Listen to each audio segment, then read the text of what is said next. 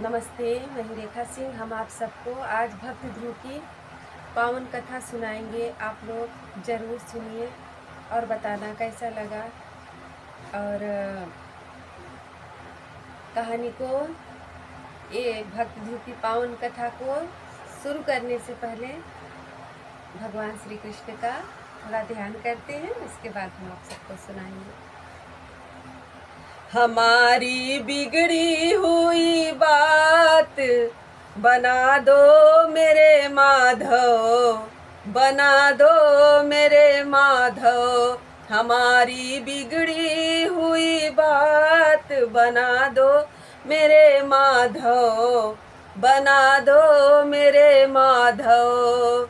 नाव डिगती है भंवर बीच, बचा लो मेरे माधव, बचा लो मेरे माधव। भीष्म अभिमन्यु का आदर्श बना दो मेरे माधव।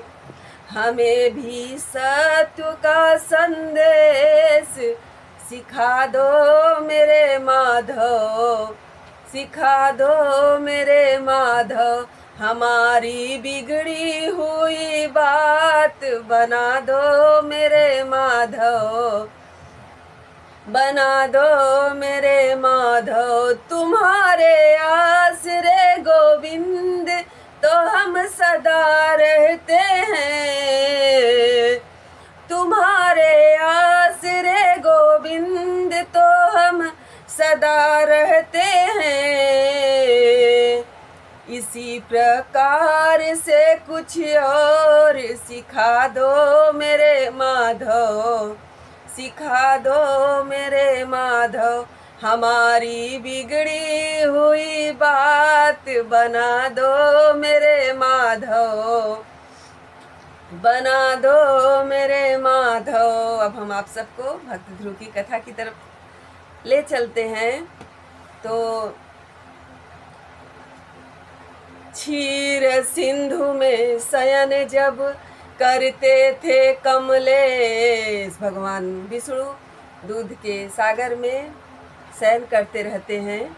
क्षीर सिंधु में शयन जब करते थे कमलेश, सौपाधिक का उस समय हुआ सृष्टि आदेश। आदेश ब्रह्म का पाते ही माया ने त्रय गुण फैलाए। विष्णु की नाभि से कमल हुआ, उससे ब्रह्मा जी प्रकुटाए। ब्रह्मा जी से स्वयंभू मनु इत्यादि पुत्र उत्पन्न हुए।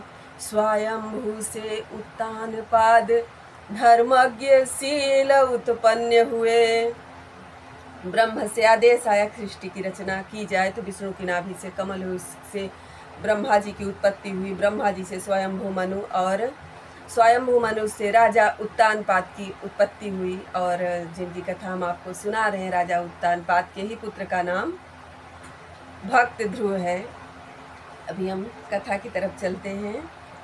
उत्तानपाद की प्रथम प्रिया पतियों में लेखी जाती थी। आपको लगेगा कि क्या उनकी दूसरी भी पत्नी थी? हाँ, उत्तानपाद की 2 पत्नियां थी। पहले हम आप सबको उनकी पहली पत्नी के बारे में बताते हैं। उत्तानपाद की प्रथम प्रिया पतियों में लेखी जाती थी। ओ परम सुनीता नीतवती रानी सुनीत कहलाती थी। पटरानी का पद पाकर भी पति पर बलिहारी जाती थी।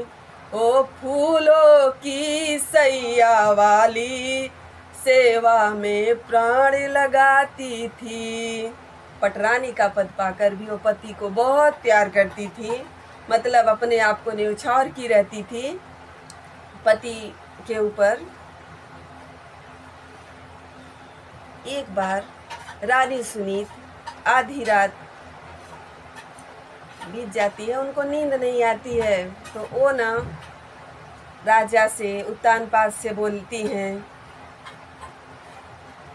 कि हे नाथ, समय बीतता जा रहा है, देखो ना कि अभी तक हमें कोई संतान की उत्पत्ति नहीं हुई।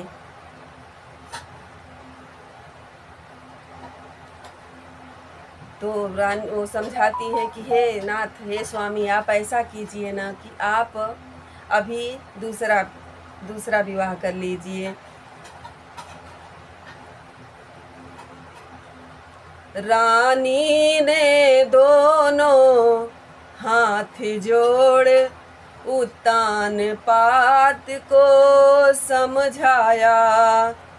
रानी ने दोनों हाथ जोड़ उत्तान पाद को समझाया।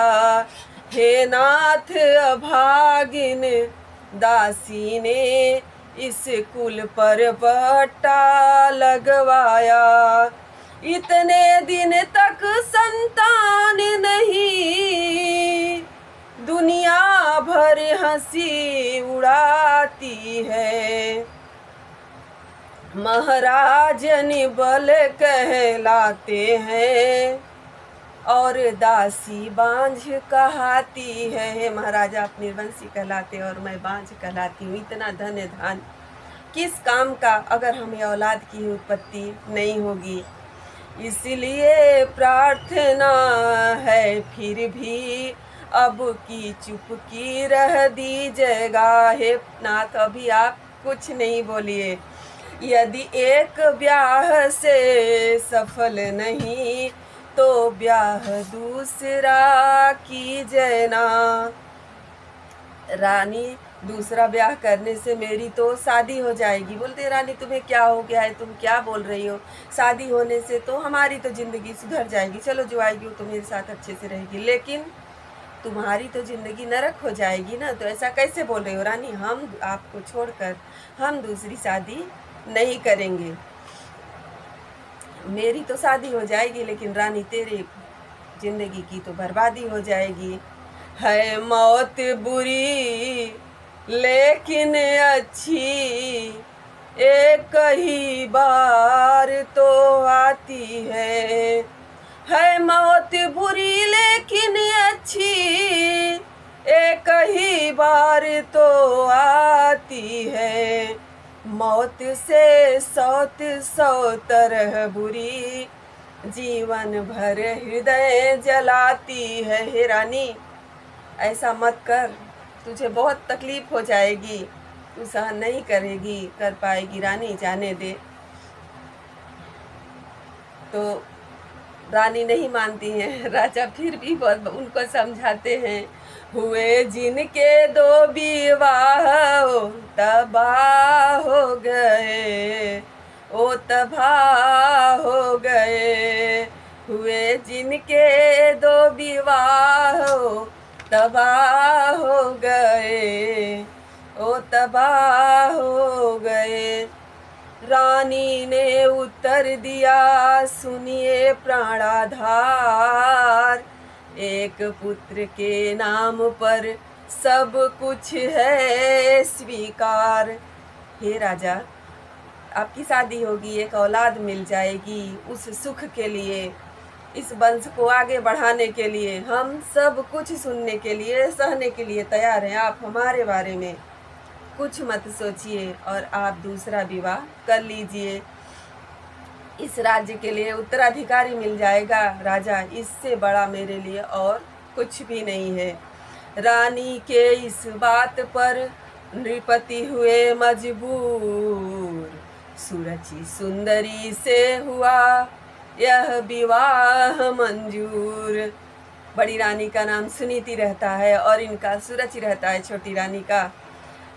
और शादी संपन्न की जाती है जब ही छोटी रानी आती हैं और बड़ी रानी आरती की थाल लेकर दरवाजे पर खड़ी होती हैं। तब तो छोटी रानी आग बबूला हो जाती है, बोलती है, अरे ओ कपटी राजा, जब एक तुम्हारे रानी थी तो मुझे व्यर्थ क्यों लाए हो। जब एक तुम्हारे रानी थी तब मुझे व्यर्थ क्यों लाए हो। ओ है भोगों के लिए मुझे क्या भाड़ झोंकने लाए हो। अरे ओ कपटी राजा, जब तुम पहले से शादीशुदा थे तो हमारी जिंदगी नर्क काहे के लिए किए? क्या उसके साथ तुम बिहार करोगे, घूमोगे ठहरोगे, नौकरानी बना के मुझे लाए हो? रानी समझाती हैं कि हे बहना आओ देखो भालो, और ये सब धन धान तुम्हारा है, घर गृहस्थी बहना सब तुम्हारा है, हमारा कुछ नहीं है। तुम जैसे बोलोगी मैं वैसे रह लूँगी, और ऊपरी परत सब कर दूंगी, जब जैसी आज्ञा पाऊंगी। एक रोटी बहन दिए जाना, मैं तेरा लाल खिलाऊंगी। हे बहन, तुम जो बोलोगी मैं वही करूंगी, तुम्हारे बच्चे को खिलाकर मैं अपना जीवन बसर कर लूंगी। बहन तुम कहीं मत जाओ, तुम यहीं रहो। तो बोलती है राजा सुन, तेरी ये कपटी रानी क्या बोल रही है? बोल रही है कि तुम्हारे बच्चे को खिलाकर अपना जीवन बसर कर लूंगी। खुद की औलाद तो है नहीं, खुद तो बांझ है, और हमारे बच्चे को खिला करके अपना जीवन बसर करेगी। घड़ी घड़ी अब नजर में गुजर रही यह सात, या तो इसे तलाक दो या तो इसे निकाल दो, या दो मुझे तलाक, मैं अंदर जाने वाली नहीं हूँ। या तो इसको यहीं से निकालो या तो हमें तलाक दो, मैं चली, मैं यहाँ नहीं रहूँगी। तो क्योंकि एक म्यान में दो तलवारें नहीं रह सकती राजा, यहाँ तो या तो ये रानी रहेगी या तो मैं रहूँगी। तो रानी बोलती है हे बहन तू बता, तू किस शर्त पर इधर रहेगी? राजा को रहने दे, तू जो बोलेगी मैं वही की करूँगी। तो छोटी रानी क्या बोलती हैं, जाना है तो जा राह पकड़, रहना है तो जा खेतों पर, जाना है तो जा राह पकड़, रहना है तो जा खेतों पर, दिन रात वहीं झोपड़ी डाल, चिड़िया और काग भगाया कर, दूसरे किसी खाली घर में चक्की रखवा दी जाएगी, पीसा कर और नित खाया कर, शेर भर जवानित पाएगी। तुम अगर जाकर खेतों में रहो और वहाँ पर कौआ हकनी बन के चिड़िया कौआ को भगाओ, तुम्हें दिन भर में एक शेर जवा मिलेगा जिसको पीसोगी खाओगी, वहीं पर रहोगी, तब तो मैं रहूँगी, नहीं तो मैं तो चली। बोलती है ठीक है बहना, अगर तू इसी शर्त पर रहेगी तो ठीक है बहन, तू रह, मैं जाती हूँ। महलों में सूरजी सुशोभित है, रुचि के सब काज सजाती है, महलों में सूरजी सुशोभित है। छोटी रानी रुचि के सब काज सजाती है, रानी सुनीत अब खेतों पर चिड़िया और काग भगाती है। और बड़ी रानी खेतों में चिड़िया और काग भगाती हैं। एक रात लौटे निपति, जब खेल कर शिकार, राजा शिकार पर गए थे, देर रात हो गई थी और महल के दरवाजे बंद हो चुके थे। राजा महल जब ही राजा आए, एक रात लौटे निपति, खेल कर शिकार, राजमहल के उस समय पाए बंद किवाड़। राजा ने सोचा कि आज रानी सुनीत के घर चलते हैं, क्योंकि महल के दरवाजे तो बंद थे, जाते कैसे। होकर निराश उन महलों से रानी सुनीत घर जा पहुँचा, महलों वाला रानी वाला टूटी छानी में जा पहुँचा। बड़ी रानी सुनीति को जब ये देखती हैं कि राजा आ जाए हैं, बहुत खुश होती हैं। अभी उनके पास मखमल के तो बिस्तर थे नहीं, घास के बिछौने बिस्तर डाल देती हैं और राजा और रानी रहते हैं। सुबह होता है, राजा आते हैं, महल में आ जाते हैं। कुछ टाइम के बाद मालूम पड़ता है रानी सुरची जो छोटी रानी रहती हैं उनको गर्भ ठहर जाता है, और इधर रानी सुनीत को भी, बड़ी रानी को भी गर्भ ठहर जाता है, जिस बच्चे के लिए दूसरा विवाह कराना पड़ा, जिस बच्चे के लिए जिस बच्चे के लिए कौआ हकनी बनना पड़ा, वो कहाँ पर। देखो, सुख मिलना था तो किस तरह से मिला। विधि के हैं सब खेल निराले, विधि के हैं सब खेल निराले, कहीं दिवाली कहीं दिवाले, कहीं दिवाली कहीं दिवाले, विधि के हैं सब खेल निराले। कभी कभी ऐसा होता है ना कि कुछ चीज़ें, कुछ सुख इंसान की किस्मत में नहीं रहता है, लेकिन कुछ लोग जब भी ज़्यादा ताना मार देते हैं तो ईश्वर को भी थोड़ा तकलीफ हो जाती है, उसको काम करना पड़ता है।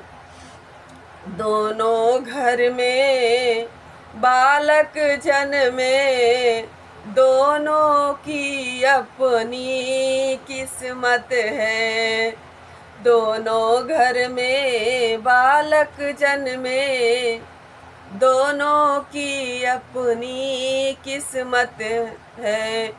एक ने किया गर्भ धारण, उस दिन से पलंग ना छोड़ा है, एक ने बराबर आज तलक खेत का अनाज बटोरा है।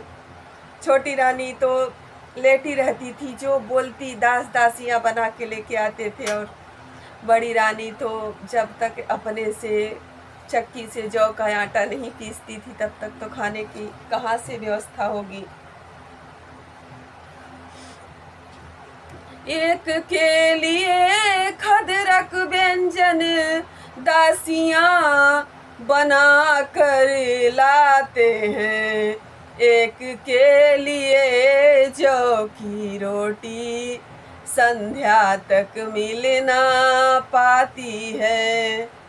समय बीतता है और कुछ दिन में दोनों के घर में सुंदर बालक का जन्म होता है।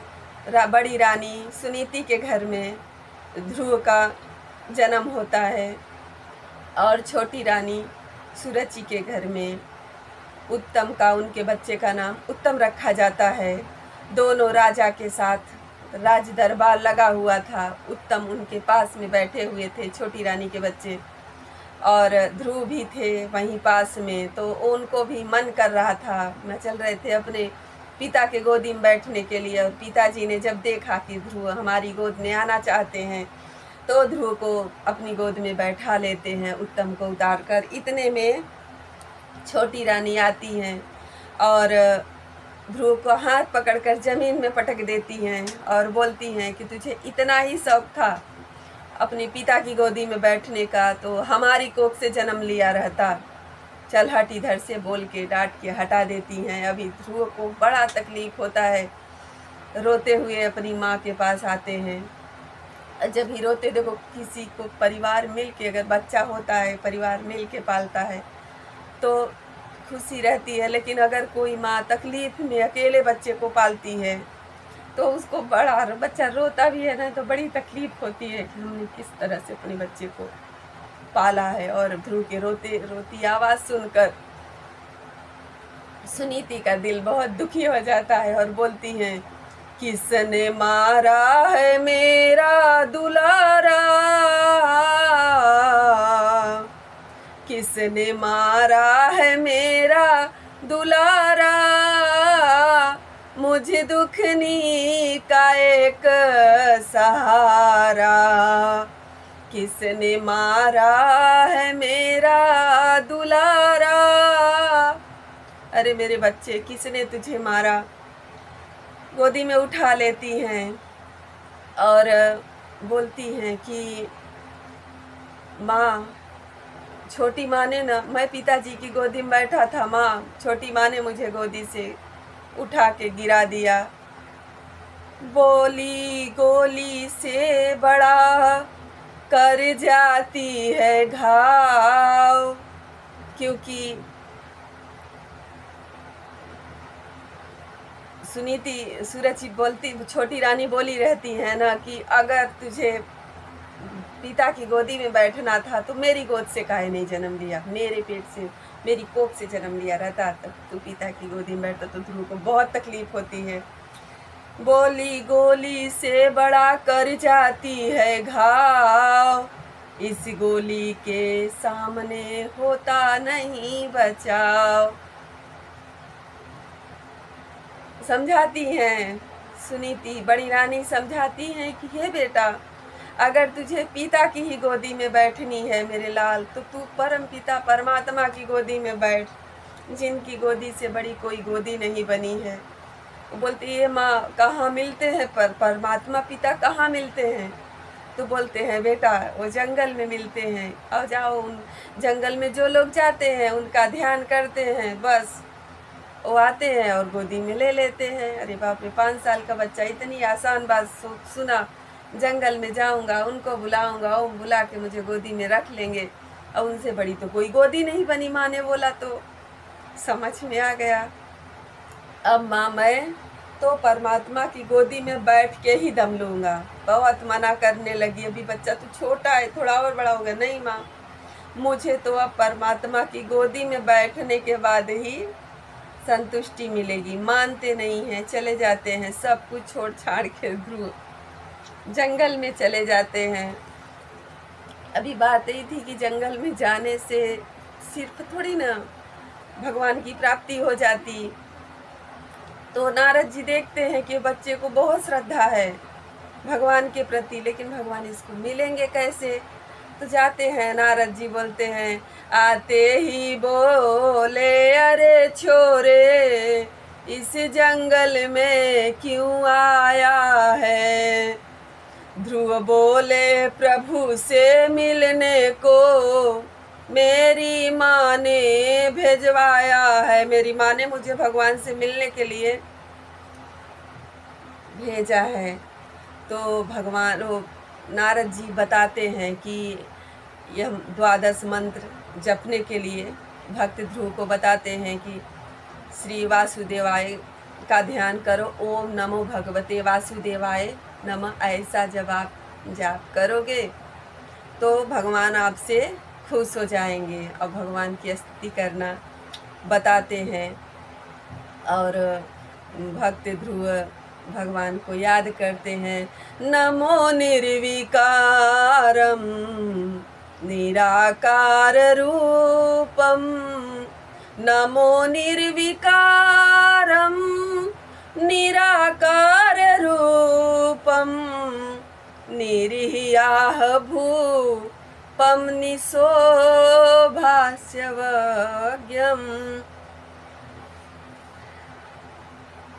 भगवान का ध्यान करते हैं और कुछ टाइम तो फल फूल खा कर रहते हैं, फिर थोड़े टाइम में भक्त ध्रुव सिर्फ ओम श्री भगवते वासुदेवाय नमः का ध्यान करते हैं और बैठे रहते हैं भगवान के ध्यान में, और भगवान बहुत जल्दी खुश हो जाते हैं। प्रभु तो प्रेम के भूखे होते हैं, बच्चों का दिल तो बहुत ही क्लीन और साफ होता है। बहुत जल्दी खुश हो गए और आ गए। आते ही भगवान ध्रुव को गोदी में बैठा लेते हैं और बोलते हैं, बता बेटा तुझे क्या चाहिए? ये सुनते ही ध्रुव बहुत खुश हो जाते हैं कि भगवान आए, मुझे अपनी गोद में लिए और बोले कि आप तो तीनों लोक के मालिक हो, और तीनों लोक के मालिक का तो मैं बेटा बन गया। जब आप मेरे पिता हो, मैं आपका बेटा हूँ, तो पूरा सब कुछ तो मेरा हुआ ना, क्योंकि पिता के बाद तो बेटा का ही होता है। और भगवान बहुत खुश होते हैं। तो 5 साल के बच्चे की 5 साल का उम्र एज रहता है ध्रुव का, जब उनको भगवान की प्राप्ति होती है। फिर भक्त ध्रुव आते हैं, अपने घर पे आते हैं, पिता भाई माँ सबसे मिलते हैं खुशी खुशी। रहने लगते हैं। यही है भक्ति ध्रुव की पावन कथा। और आप लोग का बहुत बहुत धन्यवाद हमारी कथा को पूरा सुनने के लिए। परमात्मा आप सबको हमेशा स्वस्थ मस्त और खुश रखें। बहुत बहुत धन्यवाद आप सभी।